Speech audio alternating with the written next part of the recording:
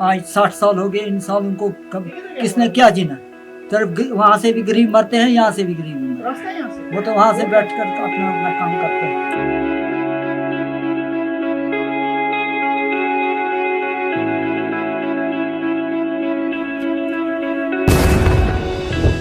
13 नवंबर को जब भारत और पाकिस्तान में दिवाली की तैयारियां लोग कर रहे थे, कश्मीर के 3 अजला में लोग अपनी जानें बचाने की कोशिश में लगे थे। भारत और पाक अफवाज के बीच हद मुतहरिका पर शदीद गोलाबारी देखने को मिली, जिसमें 6 आम शहरी और 5 भारतीय फौजी मारे गए।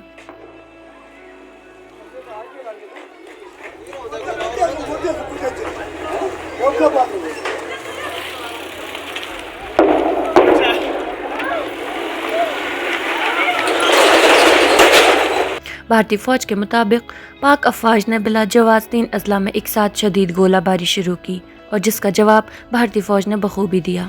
11:30 बजे यहाँ पे सर पाकिस्तानी अफवाज ने जो हिंद पाक अफवाज के दरमियान जो सर गोलाबारी शुरू हुई, तो पाकिस्तानी अफवाज ने सर पहले तो इन भारतीय जो अगली चौकियाँ हैं सर, इनको निशाना बनाते हुए ये जो सिविल इलाके हैं सर, ये ज़ीरो लाइन पे जो सर गाँव है, मतलब अपोजिट साइड में सर जो गांव है चरुंडा, पटगरा, थाजल, तिलावाड़ी, ये हमारा गांव है जो सर बलकोट है, ज़ीरो लाइन पे वाक़ा है सर, सिलीकोट, हथलंगा, सोरा और अपर रिज पे जो गांव है सर मोटल। तो बाद में भारतीय चौकियों के साथ साथ पाकिस्तानी अफवाज ने इन सिविल इलाकों को भी निशाना बनाया सर। फारूका बेगम सर, वो चाची मेरी सर, वो यहाँ पे सर ऊपर थी, वो लकड़ियाँ रख रहे थे सर विंटर के लिए सर जलाने के लिए।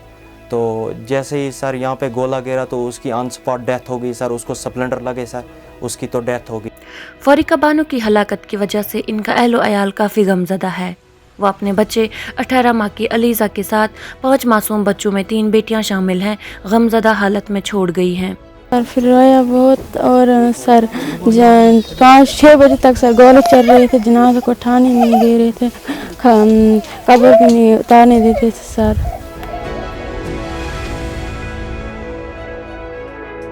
हद मुतहरिका पर हालात अक्सर व बेशतर कशीदा रहते हैं, जिसका सबसे ज़्यादा नुकसान आम लोगों को उठाना पड़ता है।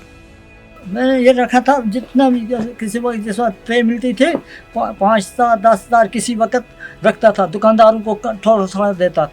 ये रखता था कि मरना जीना है। खफन के लिए रखा था, कोई बीमार है, मैं हार्ट पेशेंट हूँ खुद, मुझे दिल्ली का इलाज है, डॉक्टर कोल आता है उसका इलाज है, जहाँ तो इसलिए रखा था इसमें। ये वो भी ख़त्म राख हो गया। आज 60 साल हो गए, इन सालों को किसने क्या जीना।